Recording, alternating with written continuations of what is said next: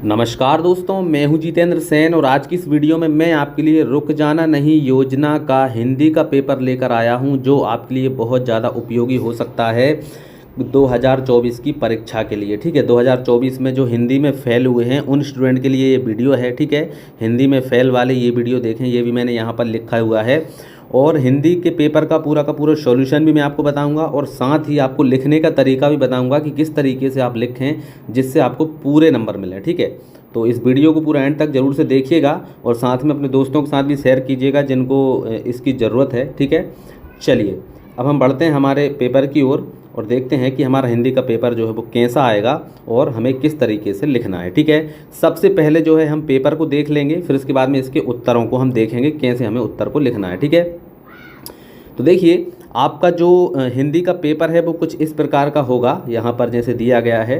ठीक है, तो यहाँ पर आपको समय मिलेगा 3 घंटे का और आपके पूर्णांक होंगे 100, मतलब 100 नंबर का पेपर होगा। ठीक है, और इसका जो कोड है वो 001 है। ठीक है, इसके बाद में यहाँ पर देखिए ये कुछ निर्देश लिखे होते हैं, यहाँ पर देखिए ये निर्देश हैं हमें, तो इन निर्देशों को आप पढ़ लीजिएगा। निर्देशों में हम टाइम वेस्ट नहीं करते हैं, हम चलते हैं डायरेक्ट हमारे प्रश्नों की ओर। ठीक है, चलिए हमारा यहाँ पर देखिए पहला प्रश्न है, निम्न कथनों को सही विकल्प चुनकर लिखिए। तो हमारा देखिए पथ की पहचान कविता के रचनाकार हैं, तो इसमें से आपको चुनना होगा। ठीक है, दूसरा है गेहूं और गुलाब के निबंध है। इसके बाद में सब कुछ जानने वाले को कहा जाता है। इन सभी के उत्तर मैं अभी बताऊंगा क्या क्या होने वाले हैं।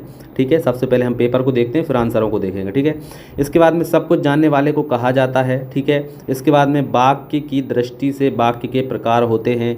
अगला है सर्वाधिक लोकप्रिय महाकाव्य है। ठीक है, चलिए इसके बाद में हमारा दूसरा प्रश्न आता है जिसमें हमें क्या करना है, खाली स्थान भरना होगा।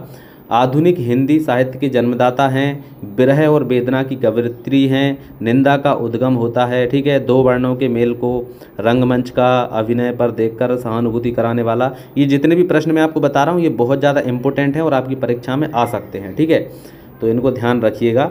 चलिए इसके बाद में हम अगला देखते हैं, हमारा तीसरा प्रश्न। यहाँ पर देखिए निम्नलिखित कथनों में सत्य असत्य छांटकर लिखना है। ठीक है, तो यहाँ पर देखिए पुरुषों में उत्तम क्या कहलाता है, पुरुषोत्तम, ये सही है। अनाथ के माता पिता होते हैं, भाई अनाथ जो होगा उसके माता पिता नहीं होते हैं, इसका मतलब ये असत्य हो गया। गाँव का आदमी निरक्षर भले ही हो लेकिन सुसंस्कृत होता है, ये सही है। भले ही गाँव के आदमी पढ़ा लिखा नहीं होता लेकिन उसमें मतलब संस्कार जरूर होते हैं। ठीक है, युधिष्ठिर के उत्तरों में यक्ष प्रसन्न हो गए थे, ये भी सही है। आकाश का पर्यायवाची कमल है, ये गलत है, आकाश का पर्यायवाची कमल नहीं होता है। ठीक है, चलिए आगे बढ़ते हैं। हमारा चौथा प्रश्न जो है यहाँ पर देखिए निम्नलिखित का मिलान कीजिए। यहाँ पर जोड़ियाँ दी गई हैं, इनका आपको मिलान करना है। आगे बढ़ते हैं, 5वां प्रश्न। यहाँ पर देखो निम्नलिखित प्रश्नों के उत्तर एक शब्द एक वाक्य में लिखिए। जिन छंदों में मात्राओं की गणना होती है उन्हें क्या कहते हैं, मात्रिक छंद कहते हैं। मैंने पाठ नहीं पढ़ा वाक्य किस प्रकार का है, तो यहाँ पर ये बता रहा है। ठीक है, तो इस वाक्य का नाम क्या है हम अभी देख लेंगे। ठीक है, अद्भुत रस का स्थायी भाव होता है। इसके बाद में पुराणों के अनुसार नर्मदा का जन्म किससे हुआ। इसके बाद में बिना विचारे कार्य करने से क्या होता है।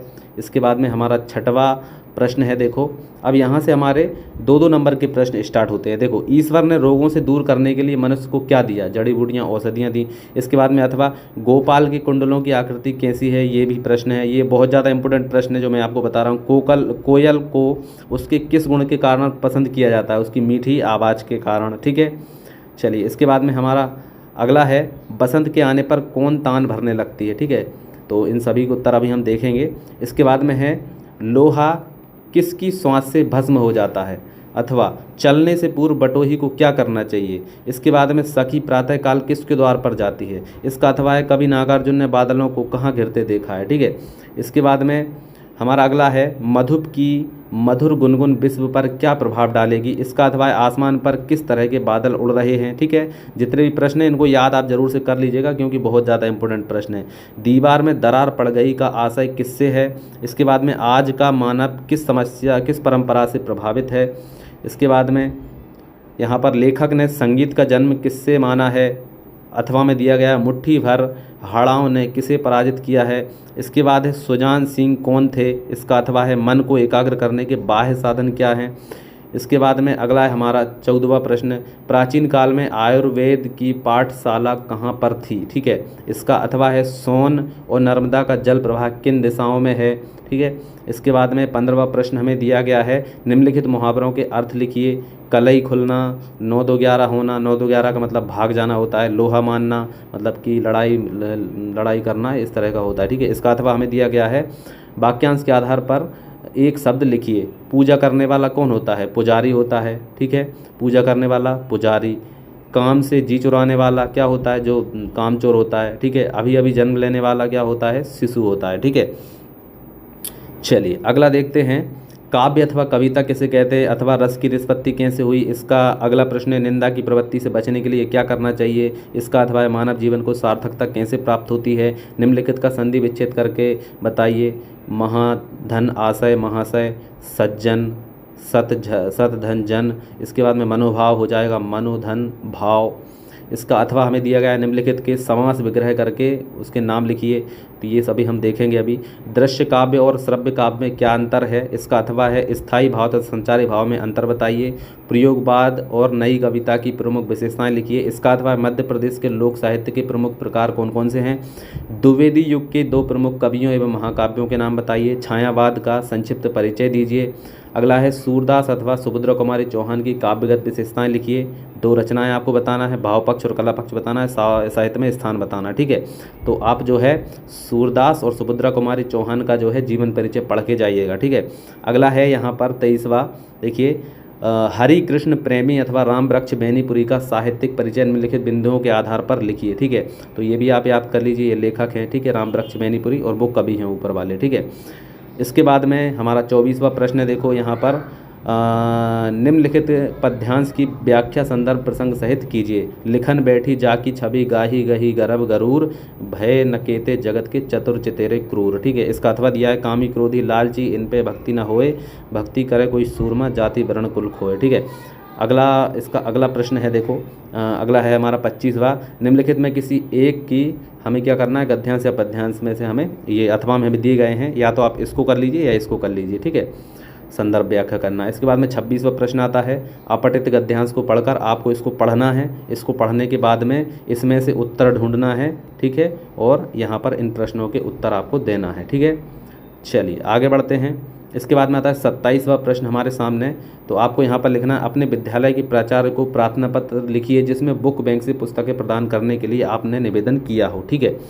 तो यहाँ पर बुक बैंक की आप जो एप्लीकेशन है उसको याद कर लीजिएगा। अथवा में आपको दिया गया है, अपने बड़े भाई के विवाह में अपने मित्र को आमंत्रित करने के लिए पत्र लिखिए। आप चाहे तो ये कर सकते हैं या ये कर सकते हैं। 28वां प्रश्न है, निम्नलिखित में से किसी एक विषय पर निबंध लिखिए, ठीक है। अब निबंध तो भैया देखो, सबसे इम्पोर्टेंट निबंध है विज्ञान का जीवन पर प्रभाव, यानी विज्ञान के चमत्कार है ये। वृक्षारोपण एवं मानव, ठीक है, ये भी आप कर सकते हैं। पर्यावरण प्रदूषण के ऊपर निबंध कर सकते हैं। कंप्यूटर के ऊपर भी अच्छा निबंध लिखा जा सकता है। पुस्तकालय का महत्व, ठीक है। इन चारों में से कोई सा भी आप कर सकते हैं, ठीक है। इसके बाद में निम्नलिखित किसी एक विषय पर रूपरेखा लिखिए, मतलब आपको यहाँ पर मेन पॉइंट लिखना है। स्वच्छ भारत अभियान, इसके बाद में नारी शिक्षा का महत्व, किसी त्यौहार का वर्णन, दहेज प्रथा का अभिशाप, ये सब चीज़ें आप कर सकते हैं, ठीक है। तो ये हमारा पेपर खत्म हो गया। अब चलिए अब हम देखते हैं आंसर, ठीक है। यहाँ पर देखिए लिखा हुआ है आदर्श उत्तर। अब सभी के हमें आदर्श उत्तर बताने, ठीक है। तो जो हमारे प्रश्न थे, प्रश्न पहला मतलब ऑब्जेक्टिव थे, उन सभी के उत्तर ये दिए गए हैं। पहले का हो जाएगा हरिवंश राय बच्चन, दूसरे का हो जाएगा ललित, तीसरे का हो जाएगा सर्वज्ञ, और इसके बाद में अगले का हो जाएगा 3, इसके बाद में जो रामचरितमानस है, ठीक है।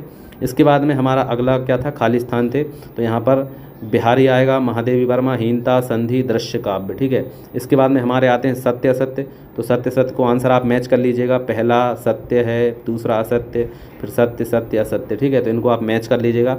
इसके बाद में यहाँ पर भारतेंदु हरिश्चंद्र, ठीक है, ये जोड़ियाँ हैं शायद हमारी, ठीक है। तो ये हमारी जोड़ियाँ हो गई। इसके बाद में अब देखते हैं हमारा जो 6वां प्रश्न है, ईश्वर ने रोगों से दूर करने के लिए मनुष्य को औषधियाँ दी हैं, ठीक है। तो ये हमारा पहला प्रश्न का उत्तर हो गया। अगला है यहाँ पर, गोपाल के कुंडलों की आकृति कैसी है। तो उसका उत्तर है मकर आकार की है, ठीक है। इसके बाद में अगला है, कोयल को उसके मधुर स्वर के कारण पसंद किया जाता है। प्रश्न क्या था, किस कारण पसंद किया जाता है।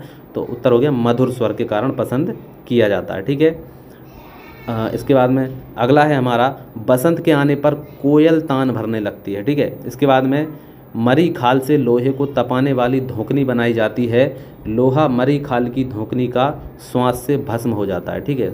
चलिए, इसका अथवा है चलने से पूर्व बटोही को सही पथ की पहचान कर लेनी चाहिए। ठीक है, ये उत्तर है। इसके बाद में सखी प्रातःकाल अवध के राजा दशरथ के द्वार पर जाती है।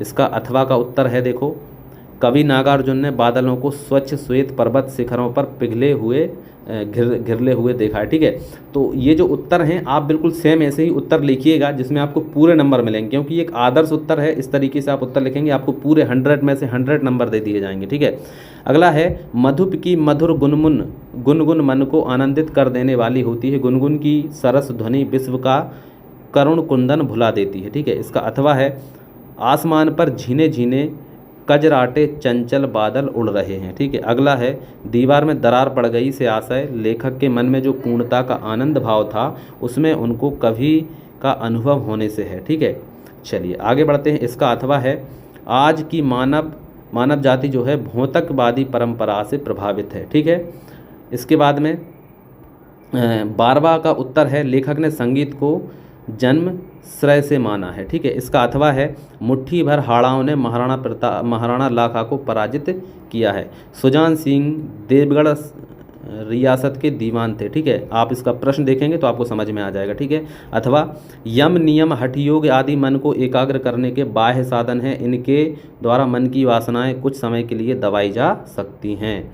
अगला है, देखो, प्राचीन नगरी वाराणसी के पास प्रवाहित गंगा से थोड़ी दूर आयुर्वेद की पाठशाला थी। आयुर्वेद की पाठशाला कहाँ थी, उस वाले का उत्तर है ये। इसका अथवा है सोन अपने उद्गम के साथ ही सैकड़ों फुट की ऊंचाई से नीचे धरती पर गिरती है, जबकि नर्मदा शांत भाव से पश्चिम दिशा की ओर बहती है। ठीक है, तो हमें ये बताना था सोन और नर्मदा का बहाव किस प्रकार का है, तो उसका उत्तर ये है। ठीक है, इसके बाद में हमारे जो मुहावरे थे, मुहावरों का अर्थ हमें दिया गया है। देखिए, कलई खुलना मतलब होता है भेद खुलना, 9 2 11 होना, भाग जाना, लोहा मानना, इसका होता है प्रभाव स्वीकार करना। ठीक है, चलिए इसके बाद में अथवा है जो होता है पूजा करने वाला क्या होता है, पुजारी होता है। काम करने वाला, काम ना करने वाला कामचोर होता है। और जो अभी जिसने जन्म लिया है उसको नवजात शिशु कहते हैं या शिशु भी कहते हैं। ठीक है, अब अगला है हमारा 16वां प्रश्न। काव्य भावों एवं विचारों की वह शाब्दिक अभिव्यक्ति है जो अलौकिक आनंद की अनुभूति करता है। इसका अथवा का उत्तर है आश्रय से हृदय में जागृत स्थायी भास विभाग अनुभाव तथा संचारी भाव के संयोग से रस रूप में परिणत होता है। ठीक, चलिए अगला है हमारा 17वां। ठीक है, निंदा की उत्पत्ति कमजोरी से होती है। इसके बाद में कर्मठता, यहाँ पर ये जो है हमें इनके क्या करना था, संदर्भ और प्रसंग करना था। ठीक है, तो यहाँ पर इनका हमें दिया होगा।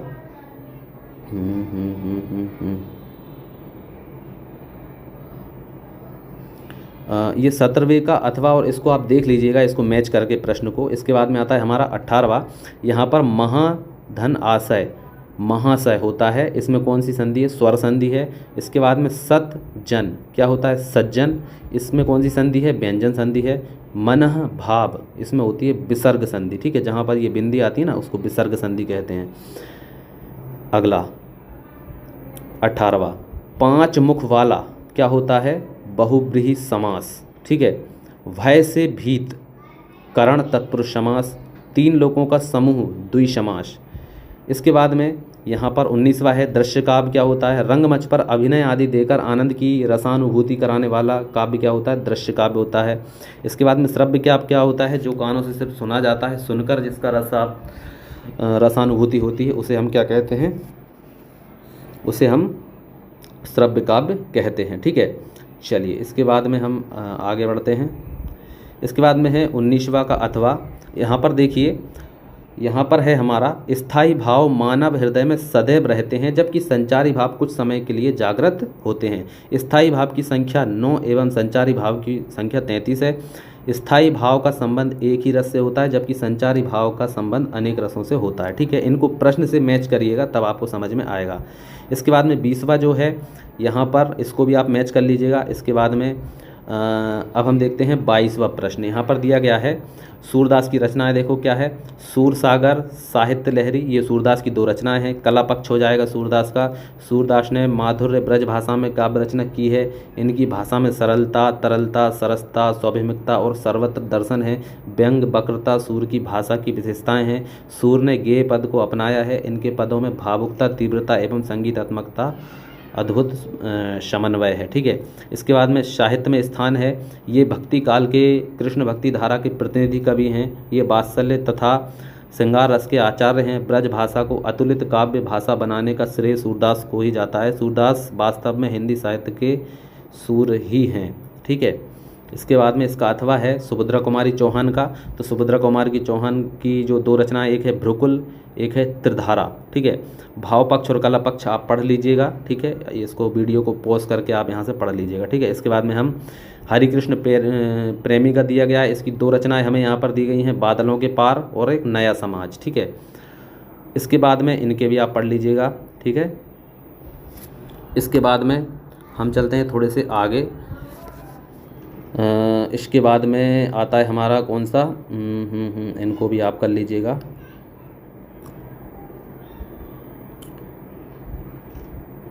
अब ये जो प्रश्न है इनको तो आप आसानी से कर सकते हैं। ठीक है, तो आप समझ गए होंगे कि किस प्रकार से आपका जो हिंदी का पेपर आएगा, किस प्रकार से आपको कॉपी लिखना है। बहुत ही आसान तरीके से मैंने आपको बता दिया है। ठीक है, तो अगर आपको वीडियो पसंद आई है, अच्छी लगी है, तो वीडियो को लाइक करिएगा, अपने दोस्तों के साथ में शेयर करिएगा। और भी आपको किसी विषय की वीडियो चाहिए तो कमेंट कर दीजिएगा, उस विषय की वीडियो हम बना देंगे। चलिए मिलते हैं अगली वीडियो में, तब तक के लिए जय हिंद, जय भारत।